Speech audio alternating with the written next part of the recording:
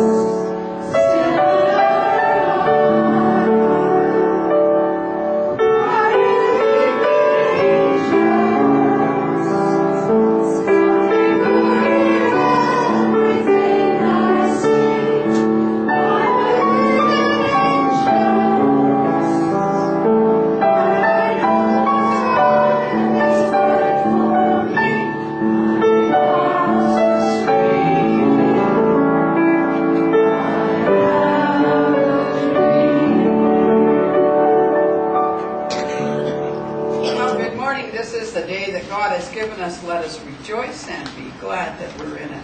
I'd like to thank the online people who watch us every week and talk to us on Facebook, and all the rest of you that talk to me on Facebook. Boy, I get a Facebook addiction now. And I'd like to tell you, God loves you, and so do we. Give your neighbor a hug and tell them you're glad they're here.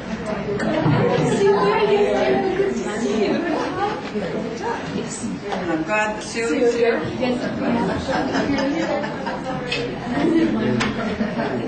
Happy to see you. I know.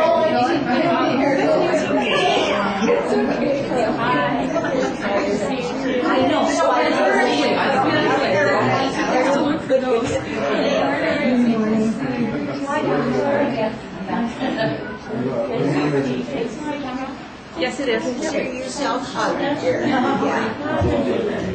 Okay. Everybody's still hugging. That's great. Lots of love in the room. Yeah, lots of love in the room. Okay, if you join me for the opening prayer, please.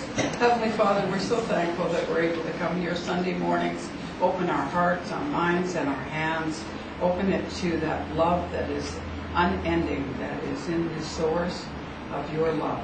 And let that come through us so that we may take it throughout the week and share it with each person that we meet. Amen. Okay, everybody be seated. Well, happy Labor Day weekend. Is everybody like I am? They don't really believe the summer is supposedly over and the kids are going back to school? No. Although I was talking to one of my granddaughters who's just last year had her child put into school, and she has one other one that is going to go to play or to nursery school or whatever it's called this year. And she was saying, gee, I'm glad the summer's over and then he's going to go back to school. And I said, you know, that's funny, when I had my baby small, I used to hear mothers say that. Well, that's a horrible thing to say. But once they got to school, I said the same thing. Oh, I wish school would get back in. And she said, yeah, 2 weeks and he was bored. So that's great. So anyway, I'd like to turn this over to my chairperson, Kathy. You're going to chair for me today. Yes, I am. And I'm just going to turn it all over to you now. And, All right. I'm going to speak for you. All right. Good morning, everybody. Good morning as well. We did so well with the first song. Let's go for song number 2, which is hymn number 16, Will the Circle Be Unbroken.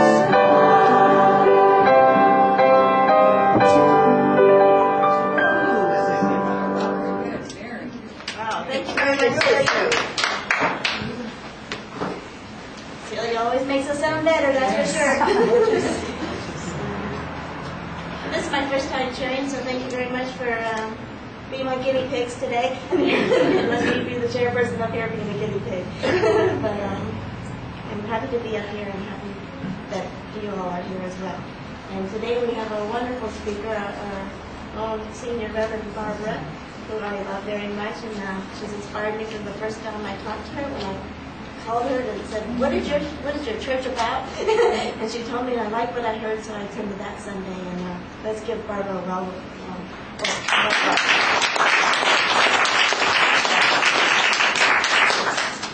Wow. Isn't it wonderful to watch the people coming up in the church?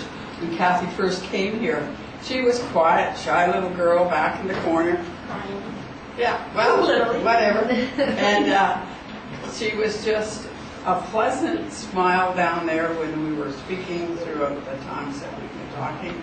And you see the smiling face down there nodding when she agreed with whatever I was saying. That always is good. That makes a good impression, by the way, if you nod when you think I can. Love it. Love it. So, Kathy, I thank you for being chair for me today. And believe it or not, Kathy's going to speak at the end of the month. So everybody be ready for that. Kathy is now a MIT, which is a minister in training. So just look what happens when they come to the church and don't know if it's the right place. The next thing you know, she's going to train in ministry. So thank you, Kathy. I want to talk a little bit today about something that I did write on Facebook to do with the chapel's Facebook. And that is to do with the seasons of our life. And you know, we do go through seasons of our life in different parts of our life. And sometimes everything can be going really well in your job. It can be going really well in the outer world. But sometimes things happen in other parts of your life, maybe in your home life, or that aren't going quite as well. So it's kind of like my job's in the real harvest time. It's just bringing all kinds of great things in, and everything's happening great at work. But at home, things are in the winter of the season. And so I want to talk about the seasons that we deal with and what we do with the seasons of our life, because we do have a season and we have a reason to each thing that comes into our life and why it comes in. And as much as sometimes when we're through the winter, that's a painful time. Sometimes if we haven't prepared for that winter, that becomes a time when it's really painful and we feel alone, and we feel, that there's nobody there for us. And especially when it's in the emotional part of your life, and it comes in, and the winter seems to be really cold. But winter isn't all about not having things happen. Winter is a very good time for the farmer, because the farmer uses winter in a very good way. He sits down at the winter time after his harvest is in, good, bad, or indifferent, whatever has happened in that last harvest, and he assesses what was good about the last harvest. So when we're going through a time when it's tough, we're going through tough times, that's the winter of our season. That's a time to assess, how have things worked for me? And Dr. Phil, if anybody watches Dr. Phil, has a saying, you say, how is it working for you? So sometimes when we seem to do the same thing over and over and over again, and we keep getting the same results over and over and over again, the winter is to say, why am I getting that same result over and over and over again? What am I doing to contribute to that? Now, the other thing that I've talked about on Facebook is that there is a young man, he's just around 30, and I mentioned it last week, and I will mention it again because I think it's worth mentioning. His name is Trent Shelton with a T. And if you go to his videos, there is one called Breaking Your Own Heart. Now in this, he talks about the fact that why would you think that God would bring you better things when you continue to do the same thing that you've been doing? In other words, if you are in a relationship that is not working and you continue to go back into that relationship and think it's going to change, if there hasn't been any change, why would you think that that is going to be different? In other words, if I were playing checkers with you and we play the game the same way all the time, okay, Susan and I are playing checkers, so I move my checker here, she knows I do that all the time, and she always puts hers there, and she always baits me into making a foolish move and goes bang, bang, bang, bang, bang, and cleans the checkerboard and wins the game. Because what I haven't learned to do is to change the game and fool the players. And that's my responsibility in any time that it's happening again and again and again. I need to stop and look at what have I contributed or not contributed to the situation that allows that to happen again and again and again. So that will be in any aspect of our life, whether it's in a relationship, an emotional relationship, and I have it happen again and again and again in the same different people, but the same result, then I have to stop and say, what am I doing that is encouraging that kind of activity? If I am becoming ill continually with heavy colds and things through the winter, I have to look at what am I not doing or what am I doing that's contributing to that. If I'm going through an emotional situation, what am I doing to contribute to that? And if I'm in a relationship and the same result is happening all the time, what am I doing to contribute to that? And as he says, don't break your own heart. Somebody can only hurt you once. They hurt you beyond once, and that's when you're allowing it. So you have to look at what is my responsibility to myself. And that can happen in all phases of relationships. What is going on that I'm allowing or that I'm contributing to this situation? And I tell you that sometimes a 2-minute, 48 seconds can change your life. You just have to turn it on at the right time. And this man has many, many tapes there that are for a lot of things, and I recommended it to one lady, and she said she also was listening to the one that he has on single women. haven't heard that one yet. I'm not single, so I guess I don't necessarily need it, but I will look at it one of these times because it may help me in the counseling. But what I'm saying is if you're in a season that's tough times never last. Tough people do. Because in the universe, on the physical level, on the mental level, and on the spiritual level, all things obey the same law. So on the physical level, we know this is winter. We know that we have a time to look back and assess what has gone on. What did we plant? What did we do?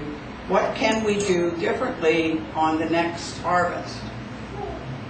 Now we're going to know one other thing, that no matter how tough this winter is, if I wasn't prepared for this winter, if I didn't learn from my past experiences to have something in my storehouse for this winter that I'm dealing with that was going to sustain me through that, then I would learn from that to make sure that I do have some resources, right? Even if it's emotional resources, I have to have something that I hold on to. If that's my God, if it's my belief in myself, belief in my own abilities to make decisions, or even be able to say, we all make errors of judgment. And I'm not too sure that those errors of judgment aren't planned. Because we always learn from our errors of judgment if we choose to. Just as a farmer learns from putting wheat in a ground that has too much sodium, that isn't going to be a very good idea. He better put barley in the next time. Because barley grows great in sodium soil. So know what you have, know what you're dealing with within yourself, and deal with that. Take responsibility as a good farmer. But here's the one thing we do know. We know spring is going to come. Unless we hold on so tight to winter and pull that winter around ourselves and not allow the sunshine to come in, if there's a winter, there's going to be a spring. That's God's hope. You see that every year. You see a hard winter or a mild winter, but you know what? Spring eventually comes. Whether it comes late or early, it doesn't matter. It eventually comes, and we go into the spring of the season where we have the opportunity to start growing for ourselves. So let's be prepared for that. Let's be prepared for that. Let's know that we learned from the past experiences, and now I'm going to put things in that are going to be beneficial to me. And I'm going to take that into the next phase. I'm not going to put my finger back into an emotional pencil sharpener, put a Band-Aid on it and say, ooh, geez, that hurt.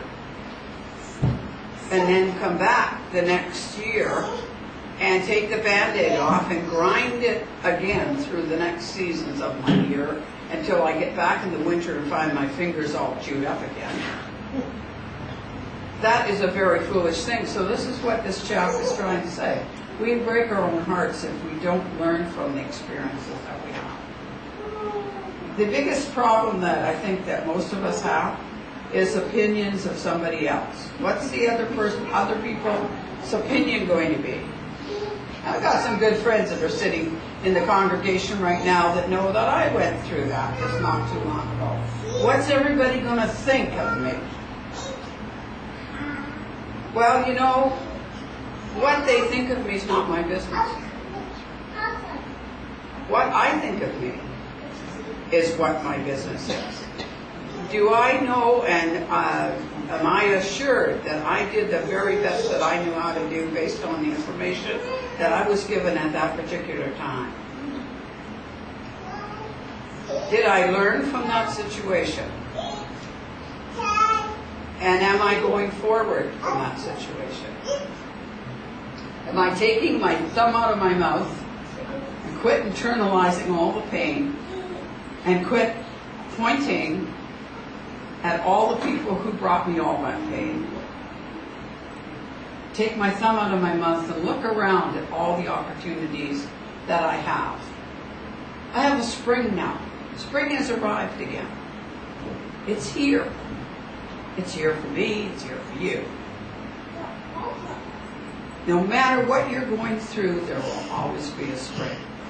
Dr. Schuler's right. Tough times never last. Tough people do. And when it gets to the point that you can't do anything, you can't go around it, you can't go over it, you can't go through it, you stand and go awesome where you are.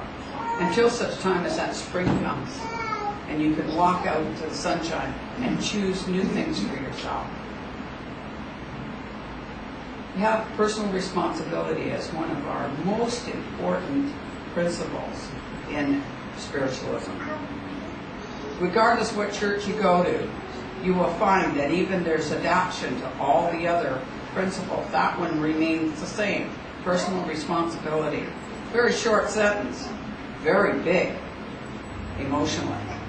We need to take personal responsibility for what's going on in our own life. Because you know what? God gave you the most fertile soil. There's a storehouse up there full of the most wonderful choices of seed that are full of germination power. They have the potential in there to be everything that God wants you to be. It is your responsibility to make that dream be a reality. It is not the responsibility of this church congregation to make my life happy. It is my responsibility. And then I can share it with the church, and I can share it with everybody else. Do we go through tough times? Certainly we go through tough times. Are we vaccinated because we come to church and we have all these wonderful knowledges? I talked to Tracy on the way to church today that when I went through my change of life, chemically, I had enough chemicals as estrogen, which women know what that does, to do a 20-year-old one day, and the next day I had no estrogen. And I was climbing the walls. Physically, my body was not doing what it was supposed to do. Emotionally, it sent me right off into left field. And it didn't matter that I knew all these things. It was even harder because I did know all these things.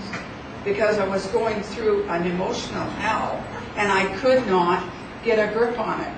And so therefore, all the people that I'd worked with had to shut down my center, had to quit working with the people. I couldn't take all that negativity in. I couldn't help them because two reasons. One is I didn't have enough coming through myself. And secondly, I felt like a fraud. Because I'd be telling them, you know, you have to do this and this and this, and I was going home, coming off the walls.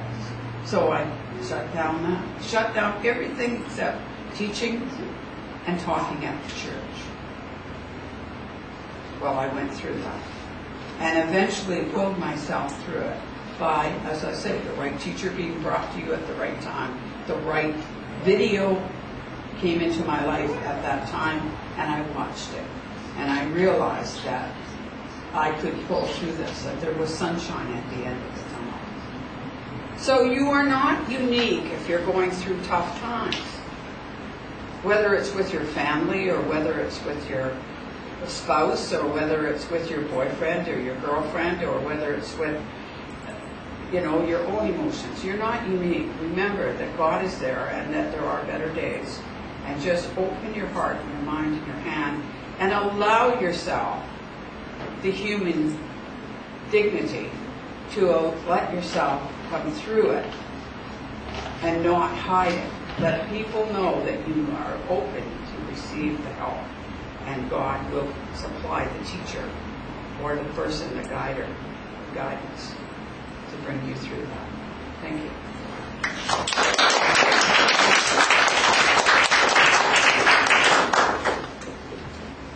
Thank you, Barbara. That was wonderful, very inspirational. Now you guys got me again. You're looking at this phone, I'm just going to get this.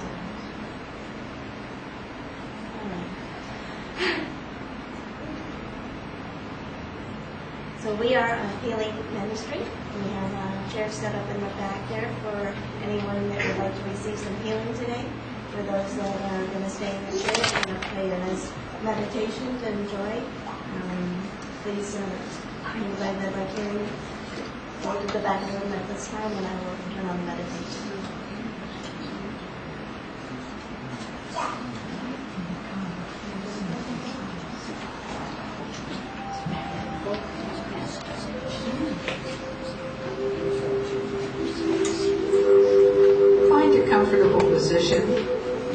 And take your thoughts inward and upward to a little spot in the universe where God resides and healing begins. Allow the energy to move through the tips of your toes, moving upwards, swirling round and round the body. And allow it to come up through the top of the head and flow over the body like a gentle summer rain. As you breathe in again, feel the energy bringing alive all the cells in the body that work together with all of the organs. And allow those organs to be like a wonderful symphony concert orchestra that play their instruments independently, but they play with such harmony and such rhythm that they are working for the whole beauty of the piece they are playing. And as you breathe the energy in and revitalize all of the energies in the body, in the cells, and the organs, know that you are doing that to bring healing to the whole.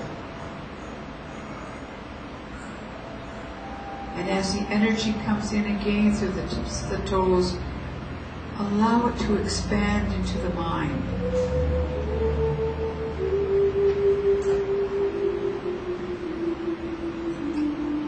Let the mind open and be receptive. Let the mind be positive and be healthy,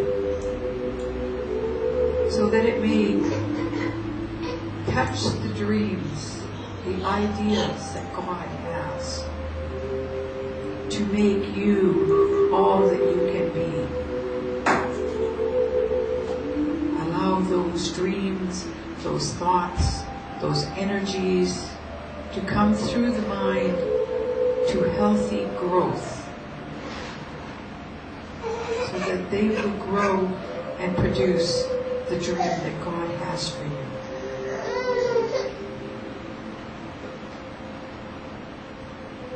Breathing in again, allow yourself to come in touch with the Spirit, that part of yourself that is always perfect. And allow the Spirit to communicate to the mind and the body what it needs for this journey that it is having in this physical existence.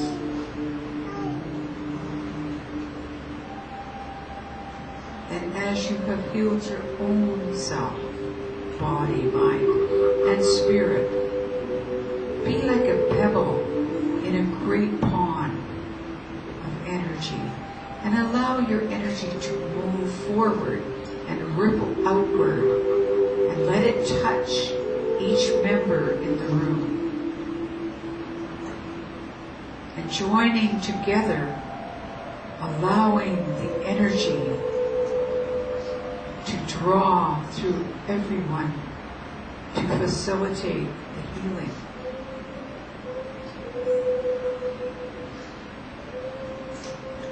Taking a deep breath now, think about outside of this room, into the community of your family, the community around you, of your teachers and your leaders, and allow that energy to ripple out and touch all of them, so that they too may experience the wonderful healing,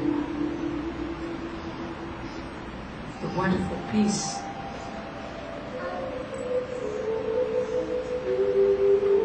Allow that energy now to go forward into the world, and not only touch the world's leaders, but to touch the animals, the vegetation, the waters, the atmosphere, so that they may be healed. And let us be thankful to the animals and the vegetation and the minerals that give of themselves and serve us so greatly and feed us so well.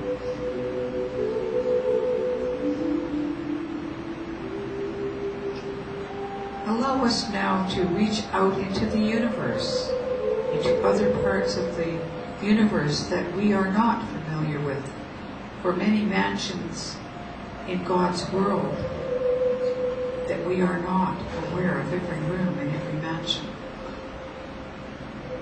But we send love and we send caring, for God promises us that love and healing is never ending. And all we need to do is ask. And the energy will follow the intention of the thought. And the healing will begin.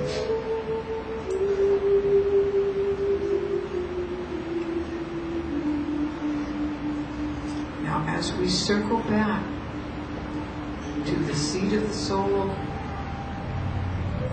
take a few moments just to sit quietly before you come back to your everyday workaday world, to enjoy the tranquility and the peace of the healing area of your garden, the inner garden of healing.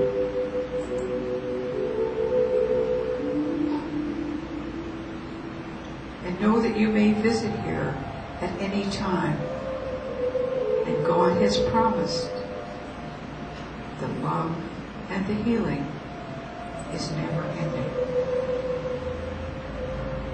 So open your hearts, your mind and your hand.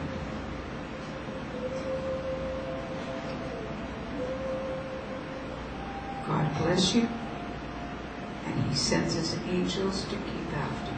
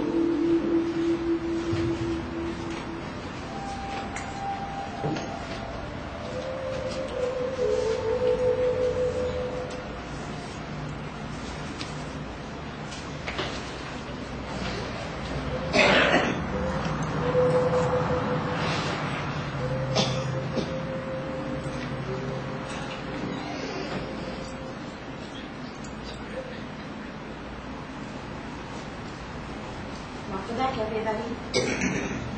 Doesn't that feel good? I thoroughly enjoy meditation time. I do it often. I think we all do it more often than we realize it, because every time you're in deep thought, you're meditating. So make sure you got those thoughts in the right process.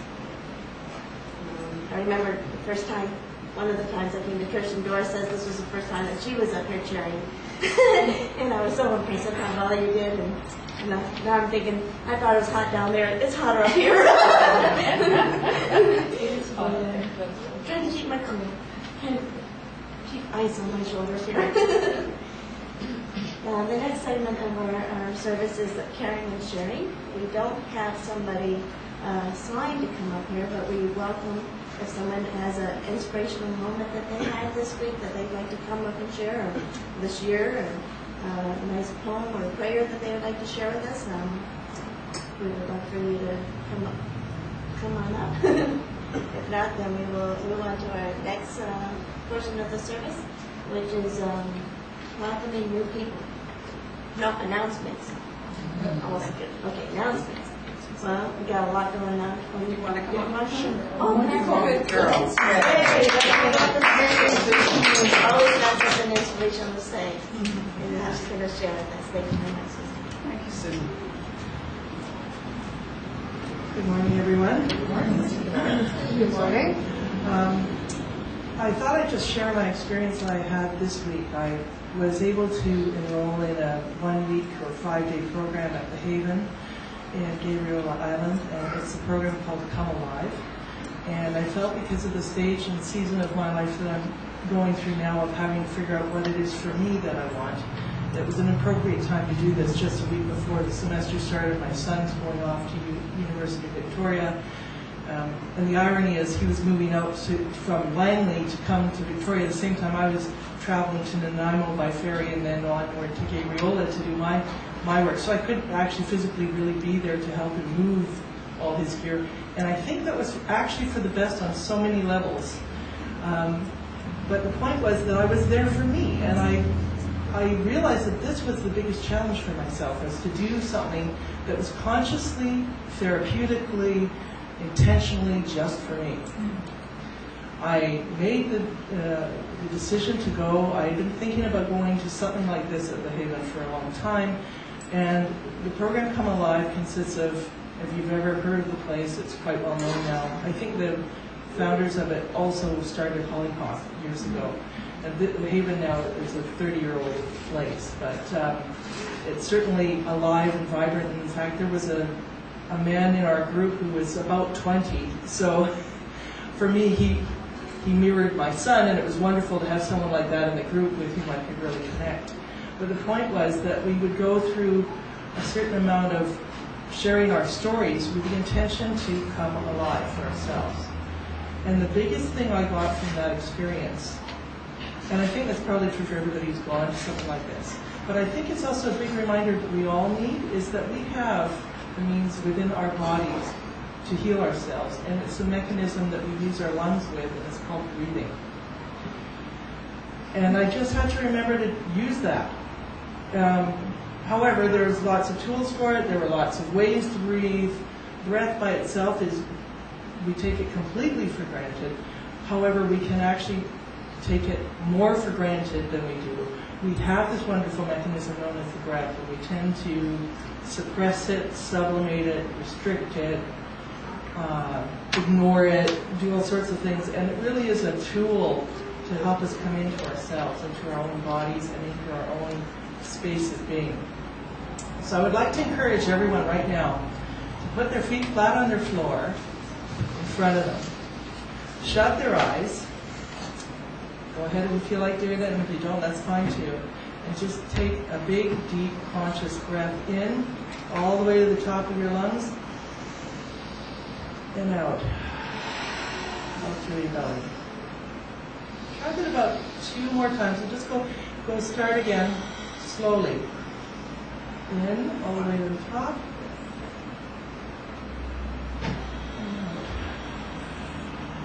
And feel and check in with your body when you're doing that. Try to notice what's really going on with your body, what thoughts are running through that might be stopping your body from feeling it, or feeling uncomfortable in the process. And one more time, big breath.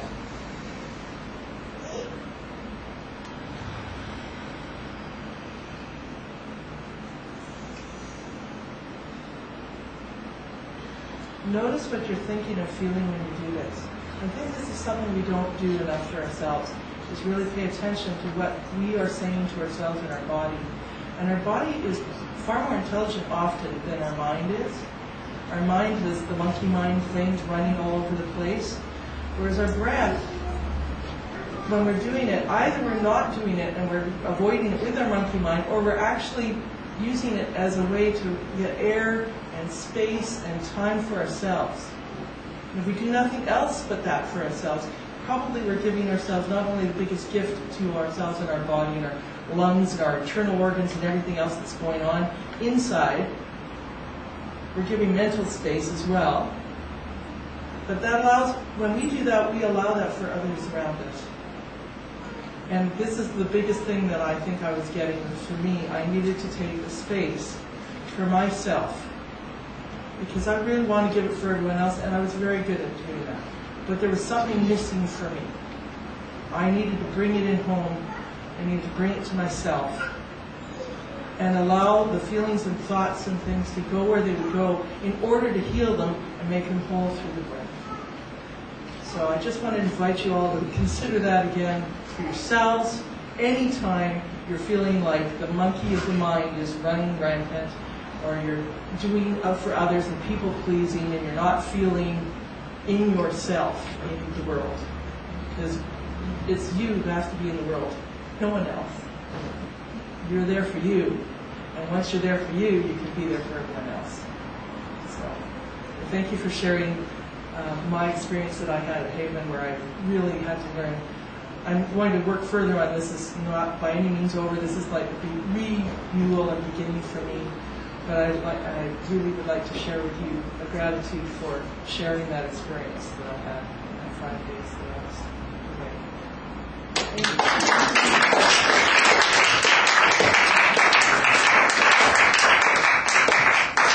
Wow, that was a great gift that we didn't know we were going to get, huh? You gotta love those moments, and breathing is one of the things our body needs most, that's for sure. And it actually, breathing exercises were the things that was the first healthy coping skill that I learned as an adult, and that helped me to stop the smoking that I used to cope through life. Instead, I started getting healthier habits, and one of them was breathing exercise, and it made a difference. It helped me get through those hard times that I was going through once upon a time. Anyways, moving onwards, now we have the announcements. On Thursday nights, we have spiritual facilitation. Do you know who will be doing that? I guess this week. Barbara will be there. As always, and I'm sure it'll be fantastic, and everybody always learns from Barbara. The other thing I'd like to announce is that we have our fall tea and bake sale on September 28th from 10 to 4. It's best to book a slot for your reading, so that way you won't have to come in late. You can come in and get right in and get your reading done, and it'll also include beverages and sweets as well. The other thing I'd like to remind everybody is that we do have a wonderful penny drive thing here. Yeah. That this church takes money to run. It doesn't just run itself. We don't get this place for free. So we've got rent, we've got electricity, and then other things that we need to buy just to supply the church. And so if anybody has pennies at home that you just like, what am I going to do with it? Please drop them in there. We'll put it to good use, and we do take nickels, dimes, quarters, pennies, whatever you want to put in there. We appreciate it, and thank you very much. Okay. The next segment of our church is I'd like to welcome any new people. Is there anybody new here today? Welcome very much. Please join us. We have coffee and hot water there for tea, and I saw some homemade snacks as well over there. And please everybody join in after that for good conversation. The next segment of our service is birthdays and anniversaries. Today is my mother and father-in-law's anniversary. I'm not sure how many years, but they have one kid that's about 50, so they're married, I think, at least that long. I'm pretty sure. Anybody other birthdays or anniversaries? Birthdays, anniversaries. Someone online. Someone online. Happy birthday, happy birthday, we love you. Happy birthday, and may all your dreams come true. When you love the candles, one light stays around. It's the light in your eyes wherever you go.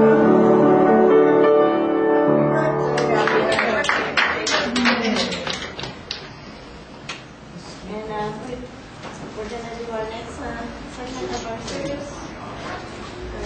Free will offering. Yeah, free will offering.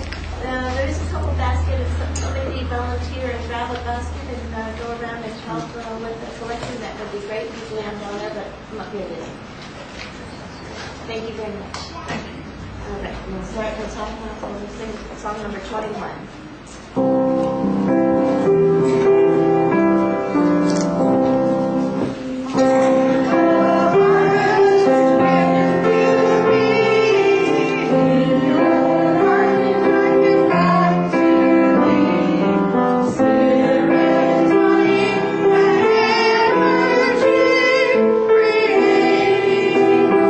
Posterity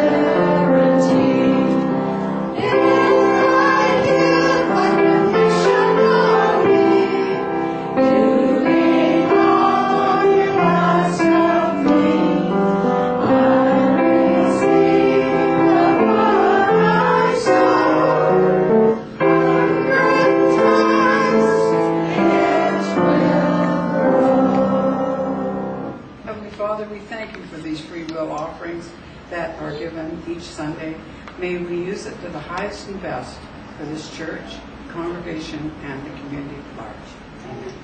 Amen. Thank you very much, Michelle, for doing that. Coming up late, appreciate it.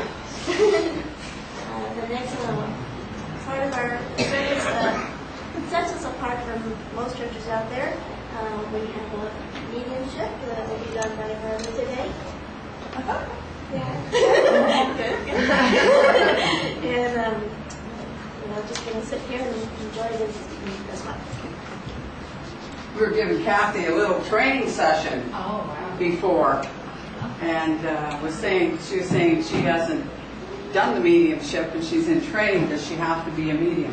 You do not have to be a medium to be a minister. There's other mediums that can work with you.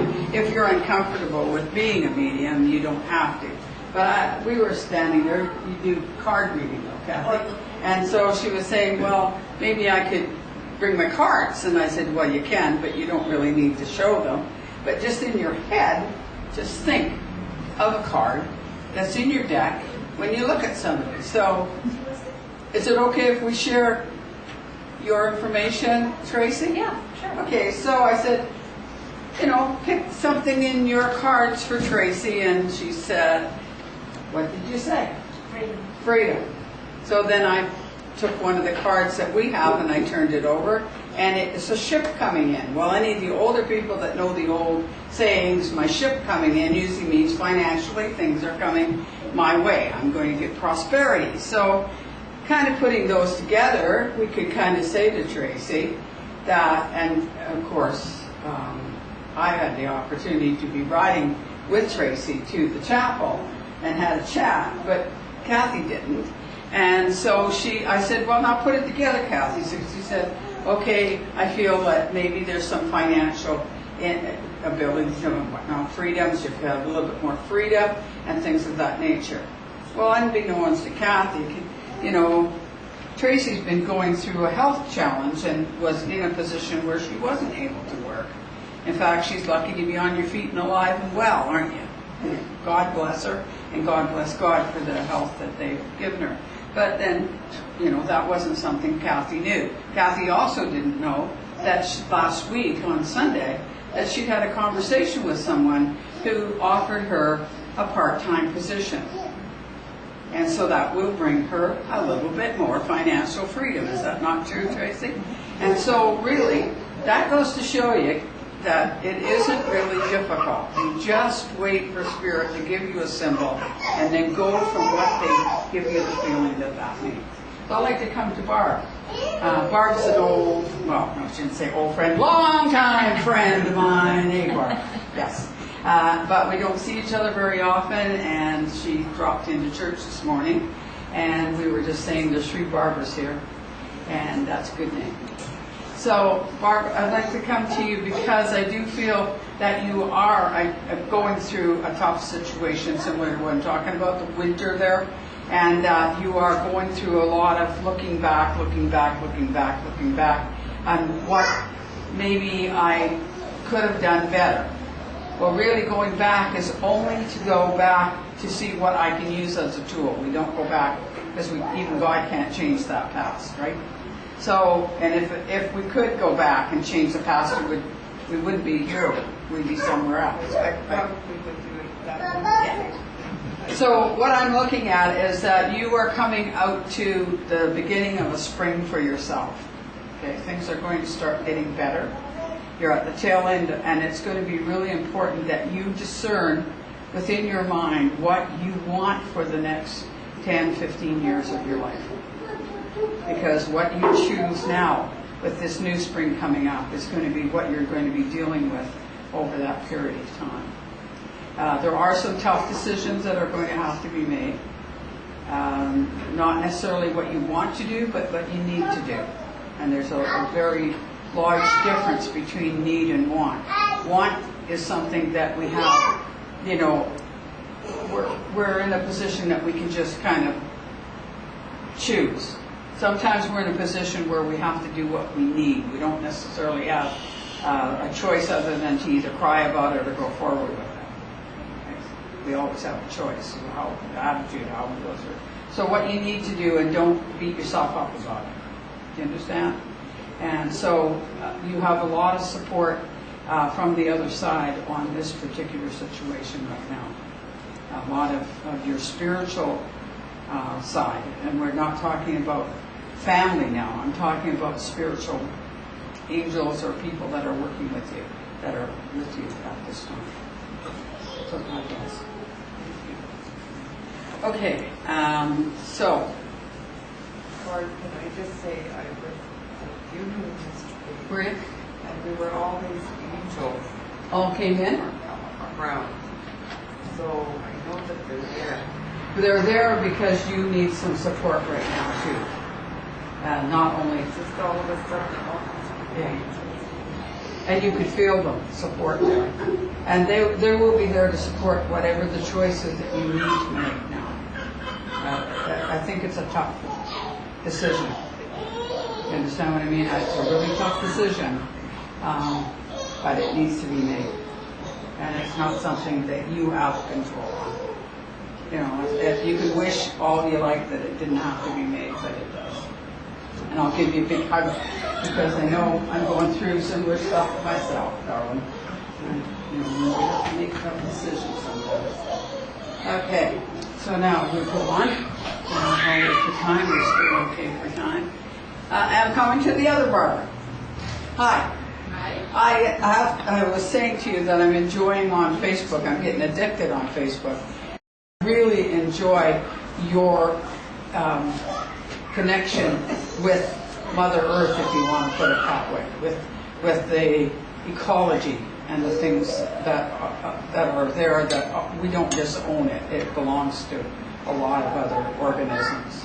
So I really do enjoy getting that. And I do see some changes coming, though, for you, Barbara, as if you're going to kind of take a next step up in your spiritual journey. So I don't know whether there's some training or something, because I almost see like books opening. So I feel like I'm studying more, I'm advancing, like I'm building on what I already know, and I'm advancing with that.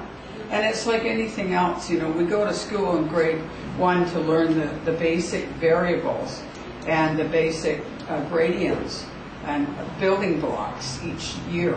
And until we have, in spiritual development, until we have a building block, we can't move to the next one. And so you've got a solid block now, and it looks like you're taking another step by doing some studies there that are going to be very beneficial to you on that level, and also beneficial to a lot of people who are associated with you, or will be associated with you over the years. Do you understand that? Good. And so just know that it's coming at the right time. Everything's the right time for you. Okay? Good. God bless you. And Paul, I want to come to you. The other Paul. This one over here.